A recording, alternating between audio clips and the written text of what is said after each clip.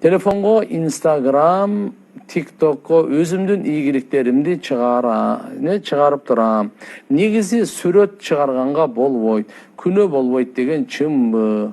Күнөө болот деген чынбы? Алдын ала рахмат. Мен сизге бир сыр айтайын. Сиз Алла разы болсун, жакшы неме бердиңиз да. Мен жеке телефон, Instagram, TikTok'о чыгарганыңызга макул эмесмин. Ийгилигиңизди көрө алган бар, көрө албаган көп. Сизди көрө албаган жаман сөзгө, жаман көзгө кабылып калышыңыз мүмкүн да. Ошон үчүн эмне кыласыз ийгилигиңизди ар кимге мактанып, көрсөтүп? Жок, көп адамдар жете элек, анда кыйналгандар бар. Ошолордун жаман көз, жаман сөзү тиет да. Андан ошол наоборот ишиңизге тоскоолдук болуп калышы мүмкүн да. Ошон үчүн сиз аларды андай кылбаңыз. Эгерде мындай жакшы бир план, ушундай ишти кылайлы деп атабыз, ушундай иш кылсак элибизге, мамлекетибизге пайда экен десе кыла бериңиз.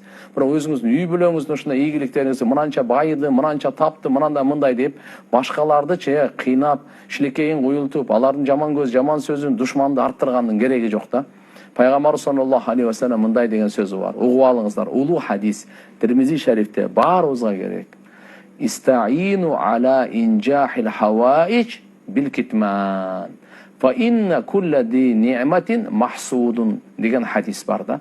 Силер жашыруун жол менен, азыркында Instagram, TikTok'о ачырык эмес, ашкерей кылып реклама кылып, жашыруун жол менен хаваич кажеттериңердин ийгиликтүү бүтүүсүнө жашыруун жол менен жардам алгыла. Анткени ар бир неемат эси mahsudun дегенде хасад кылынган.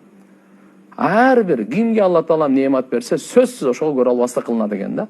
Мисалы бирөө Алла Таала мансап берди, көрө албастык кылынат. Байлык берди, көрө албастык кылынат. Бирөөгө сулуулук берди, көрө албастык кылынат. Бар бирөөгө бала чакасы көп болду, көрө албастык. Жакшы үй сал. Кыскасы айтканда, неемат ээсинин бардыгына көрө албастык кылынат деп пайгамбарыбыз айтып койгон да. Ошон үчүн туугандар, биз мында азыр айтып аткан тияк бияка чыгаргандан этияттаңыз. Анан көрөк мейли азыркында жакшы пландарды, жакшы ой, идеяларды бөлүшүп пайдалуу кылсаңыз мейли. Бирок өзүңүздүн ийгилигиңизди азыркында коюп, өзгөчө сүрөттөрдү койгонго болбойт. Бала чаканын сүрөттөрүн койбой эле коюң. Эмне кыласың? Алла Таалам сизге берди, шүгүр кылың, башкаларга машаалла жардам берип атканыңыз чыкса мейли.